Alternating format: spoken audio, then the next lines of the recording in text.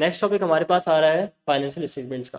इसमें जनाब कहता है कि भाई ऑडिटर जो है ना वो किसका ऑडिट करता है, फाइनेंशियल स्टेटमेंट्स का ऑडिट करता है। ऑब्वियसली फाइनेंशियल स्टेटमेंट 5 चीज़ होती हैं, बेसिक आप आइए में पढ़ के आ चुके हो भाई। बैलेंस शीट होती है, पीएनएल होता है, चेंज इन इक्विटी होती है, नोट्स द अकाउंट्स होते हैं, कैश फ्लो होते हैं, ठीक है ना। ये सारी चीज़ें लिखी हुई हैं, रीड कर लेना इसको। आगे कहता है भाई एप्लीकेबल फाइनेंशियल रिपोर्टिंग फ्रेमवर्क क्या होता है, उसमें क्या क्या चीज़ें होती हैं और उसको सेलेक्ट करते हुए हमने क्या चीज़ें देखनी होती है हम डिस्कस कर चुके हैं ऊपर, ठीक है। इसके बाद जो है वो आप आ जाए ट्रू एंड फेयर व्यू पे। ट्रू एंड फेयर व्यू की डेफिनेशन जो है ना वो मेरे ख्याल एक आध बार पूछ चुका है। ये भी याद करने वाली चीज़ें आपने क्या करना है, इसके बारे में ट्रू एंड फेयर व्यू के बारे में थोड़ा सा पढ़ लेते हैं। इसमें लिखा हुआ है जनाब कि ट्रू एंड फेयर व्यू के जो है ना वो कोई स्पेसिफिक डेफिनेशन नहीं है। ट्रू का मतलब होता है भाई फ्री फ्रॉम एरर, और फेयर का मतलब होता है फ्री फ्रॉम अनड्यू बायसनेस, ठीक है ना। कि कोई बायसनेस नहीं हो, फेयर हो। और ट्रू का मतलब क्या है कि भाई इसमें कोई एरर ना हो। तो जब ऑडिटर ये कहता है कि भाई F S give true and fair view, इसका मतलब होता है कि भाई जो एफ एस जिसका मैंने ऑडिट किया है वो free from error and undue biasness है, ठीक है ना। सिर्फ इतनी सी बात है इसके अंदर। ये आपको क्या करना है, इसको आपने याद कर लेना है, ठीक है। इसको मैं लिख देता हूँ, ये आपने याद कर लेना है, ठीक हो गया। आगे बढ़ते हैं। आगे कहते हैं भाई responsibilities of management for financial statements. Management की क्या रिस्पॉन्सिबिलिटीज होती हैं, ठीक है। सबसे पहले आता है ओवरऑल रिस्पॉन्सिबिलिटीज। मैनेजमेंट की जो है ना वो एज अ होल बड़ी बड़ी मोटी मोटी जिम्मेदारियाँ कौन सी होती हैं। सबसे पहले कहता है कि भाई management responsible for preparation and presentation of FS in accordance with applicable financial reporting framework. कि मैनेजमेंट जो अपने वो हैं एफएस हैं वो एप्लीकेबल फाइनेंशियल रिपोर्टिंग फ्रेमवर्क के मुताबिक बनाए हों। और दूसरी चीज़ इसमें कहता है कि भाई मैनेजमेंट ने ऐसे इंटरनल कंट्रोल लगाए हों जो ज़रूरी हैं एफएस को बनाने के लिए, ठीक है ना।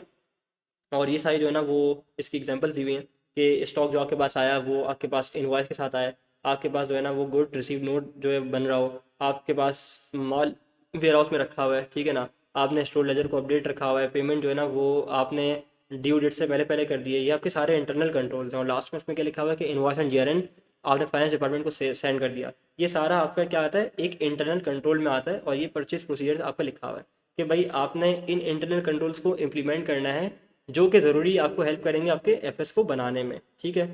और इसी तरह सेल्स प्रोसेस भी लिखा हुआ है। फिर कहता है भाई एक और जिम्मेदारी क्या है मैनेजमेंट की, to provide auditor with all relevant information, ठीक है ना। पुराने बच्चे जिन्होंने कैफ थ्री कंपनी लॉ पढ़ा हुआ उसके अंदर आपने कंपनी सेक्टर का एक चैप्टर पढ़ा था कि उसमें लिखा हुआ था कि भाई मैनेजमेंट की जिम्मेदारी है कि ऑडिटर को सारी इन्फॉर्मेशन देगी, अनरिस्ट्रिक्टेड एक्सेस देगी सारे पर्सनल्स का जिनसे वो मिलना चाहता है, जिनसे वो एविडेंस ऑब्टेन करना चाहता है। तो इसके अंदर भी जो है ना वो वही बात लिखी हुई है। और इसके अंदर एक और चीज़ लिखी हुई है, आप देखो कि एडिशनल इन्फॉर्मेशन की बात लिखी हुई है इसके अंदर, ठीक है ना। एडिशनल इन्फॉर्मेशन का मकसद मतलब ये होता है कि ऑडिटर चाहे कि जो भी उसको जो है ना वो एक्स्ट्रा इन्फॉर्मेशन चाहिए किसी बंदे से मिलकर जो है ना वो बात करना चाहे तो वो भी जो है ना वो ले सकता है।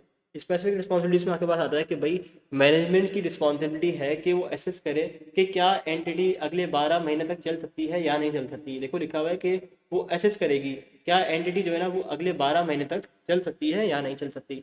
लिखता है भाई management is also responsible for specific responsibilities that is assessing entities ability to continue as a going concern, ठीक है।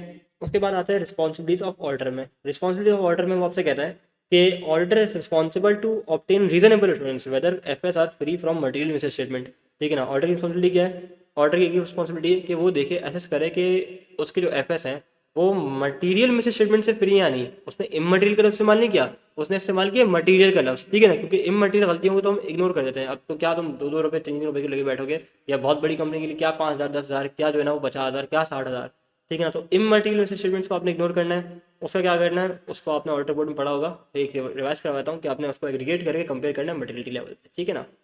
लेकिन यहाँ पे क्या कहता है कि ऑडिटर की मेन रिस्पॉन्सिबिलिटी क्या है कि एफएस मटीरियली मिसस्टेटेड ना हो, ठीक है ना। मिसस्टेटमेंट दो तरह की होती है, एक होती है मटीरियल, एक होती है इमटीरियल, ठीक है ना। अच्छा मटेरियल क्या होती है, आपने क्या करना है पीपीटी पे सीधा सीधा उठा के 5% लगा देना है तो ये आपका मटेरियलिटी लेवल आ जाएगा जो कैफ लेवल में लोग पढ़ते हैं, ठीक है। अच्छा इसके बाद लिखा हुआ भाई ऑडिटर की जिम्मेदारी में आता है communication with those charge with governance. Auditor responsible to communicate following matters to those charge with governance. Auditor की क्या क्या रिस्पॉन्सिबिलिटी है फाइनेंशियल स्टेटमेंट्स ऑडिट करने में।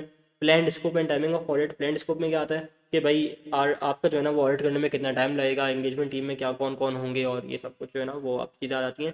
और ऑडिटर की इंडिपेंडेंस कि भाई ऑडिटर मैनेजमेंट से इंडिपेंडेंट है या नहीं। और इंडिपेंडेंस जो है ना वो 3 तरह की होती है बेसिकली।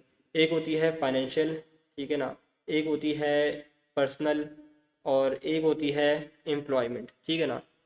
तो ऑडिटर मैनेजमेंट से जो है ना वो इंडिपेंडेंट है या नहीं वो भी इसमें हम लोग देख रहे होते हैं, ठीक है। ऑडिटर बता देगा मैनेजमेंट को। तीसरी चीज़ आती है हमारे पास सिग्निफिकेंट फाइंडिंग्स फ्रॉम ऑडिट, ठीक है ना, कि क्या ऑडिटर ने जो ऑडिट करने के बाद वो लिए हैं फाइंडिंग्स हैं वो मैनेजमेंट को जाके बता देता है, ठीक है ना, कि भाई आपके इंटरनल कंट्रोल में जो है ना वो फला वीकनेस है, ठीक है ना, ये चीज़ नहीं बन रही, ये डॉक्यूमेंट नहीं बन रहा, ठीक है ना। और एक्सपेक्टेड मॉडिफिकेशन, अगर ऑडिटर को ही लगता है कि जनाब मैं ऑडिट ओपिनियन को मॉडिफाई करूँगा, रिपोर्ट को मॉडिफाई करूँगा, तो वो जो है ना वो जाके मैनेजमेंट को बताता है भाई देख लो ये मसले हैं, इसकी वजह से जो है ना वो मेरे ओपिनियन पे इम्पैक्ट आ सकता है। ओके। और आई कैप को क्या बताएगा? आई कैप को एक ही सूरत में बताएगा, आई कैप को एक ही सूरत में बताएगा, आई कैप को डेली कम्युनिकेशन ऑर्डर नहीं करता, सिर्फ एक जगह करेगा, जब उसको जो है ना वो मिड टर्म रिमूवल कर दिया जाए, जब उसको ड्यूरिंग द कोर्स ऑफ इस ऑडिट निकाल लिया जाए, बोले भाई आपकी सर्विसेज जो है ना वो हमें दरकार नहीं है, तो ऑर्डर क्या करेगा? आई कैप को बताएगा भाई यहाँ गलत गलत काम होते हैं, ठीक है, और मैं जहाँ का ऑडिट करने जाता हूँ ये लोग अच्छे नहीं है, सही है ना, जैसा दिखता है वैसा नहीं है, और जो है ना वो मैं इनकी गलती निकालने जा रहा था तो इन्होंने मुझे जो है ना वो ऑडिट से ही निकाल दिया, फारिग कर दिया। तो ऑर्डर क्या करेगा? आई कैप को जाके एक खत में लिख के बता देगा। ओके। उसके बाद कहते हैं कि भाई कम्युनिकेशन टू रेगुलेटरी अथॉरिटीज़, अगर भाई कोई इलीगल काम कर रही है तो रेगुलेटरी अथॉरिटीज़ वगैरह को जो है ना वो बता देगा कि अगर कोई ज़रूरत पड़ी उसको, तो ठीक है ना, SACP वगैरह को बता देगा, इन्फॉर्मेशन दे देगा। ओके। अब हमारे पास एक क्वेश्चन आ रहा है जिसमें आ रहा है हमारे पास नेचर ऑफ डिपेंडेंस के भाई इंडिपेंडेंट है या नहीं है। ऑर्डर शेयर होल्डर है कंपनी का, भाई इंडिपेंडेंट नहीं है। कौन सी इंडिपेंडेंस है? फाइनेंशियल इंडिपेंडेंस है, ठीक है ना। ऑडिटर ने लोन लिया हुआ है, कौन सी इंडिपेंडेंस है? फाइनेंशियल फाइनेंशियल जो है ना वो डिपेंडेंस है, इंडिपेंडेंस नहीं, सॉरी, डिपेंडेंस। उसके बाद कह रहे हैं भाई auditor and one of the partners or of auditor and one of the director of the company are partner in business, independent तो बिल्कुल भी नहीं है, ठीक है ना, क्योंकि वो डायरेक्टर के साथ पार्टनरशिप बिजनेस रन कर रहा है। तो यहाँ पे फाइनेंशियल एम्प्लॉयमेंट भी है और फाइनेंशियल डिपेंडेंस भी और पर्सनल डिपेंडेंस भी है, ठीक है। Spouse of the director, spouse of auditor is director at a company, मतलब ऑडिटर की बीवी कंपनी में डायरेक्टर लगी हुई है, तो डिपेंडेंट बिल्कुल भी नहीं है, ठीक है ना। ये इसकी फिर से जो है ना वो फाइनेंशियल आ गई है। उसके बाद कहता है ऑडिटर जो है ना वो हाई वैल्यू आइटम रिसीव कर रहा है, डिपेंडेंट नहीं है भाई, बिल्कुल इंडिपेंडेंट बिल्कुल भी नहीं है, डिपेंडेंट है, फाइनेंशियल एम्प्लॉयमेंट। फिर कहता है लॉन्ग एसोसिएशन, भाई दोस्ती आ रही है, डिपेंडेंट इंडिपेंडेंट नहीं है, ठीक है। नेचर ऑफ डिपेंडेंस क्या है कि भाई इसके पर्सनल ताल्लुकात हैं, ठीक है ना, यहाँ पे फाइनेंशियल नहीं आएगा, यहाँ आ जाएगा पर्सनल, ठीक है। उसके बाद आ जाएगा आपके पास member of the audit team में engage to the daughter of one of the director, बोलता है भाई इंगेजमेंट टीम में एक लड़का काम करता है, उसको डायरेक्टर की बेटी से जो है ना वो इश्क हो गया और उससे जो उसकी इंगेजमेंट हो चुकी है। तो जाहिर सी बात है जब डायरेक्टर की बेटी से उसकी इंगेजमेंट हो चुकी है तो वो लड़का वो जो है ना हमारा भाई इंडिपेंडेंट तो बिल्कुल भी नहीं रहा है, ठीक है। उसके बाद कहता है भाई ऑडिटर हैज़ टेकन रिस्पॉन्सिबिलिटी, अच्छा यहाँ कौन सी इंगेजमेंट वो कौन सी है? यहाँ भी पर्सनल लेवल की है। और यहाँ में कहता है भाई कि order has taken responsibility of preparation of FS against a fee, order बोलता है भाई लाओ मुझे पहले पैसे दो, मैं आपके FS बनाऊंगा, फिर मैं उन्हीं जो है ना FS का आगे ऑडिट करूंगा अलग पैसे लेके।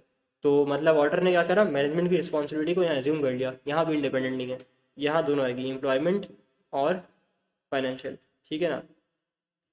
तो यहाँ जो है ना वो हमारी दोनों चीज़ें हिट हो रही होंगी कि ऑडिटर ने क्या कहा, ऑडिटर ने ये कहा कि भाई मैं आके जो है ना वो आपका पहले FS बनाऊंगा और फिर उसी FS का खुद से आगे ऑडिट कराऊंगा। तो यहाँ भी जो है ऑडिटर क्या है, इंडिपेंडेंट बिल्कुल भी नहीं है, ठीक है।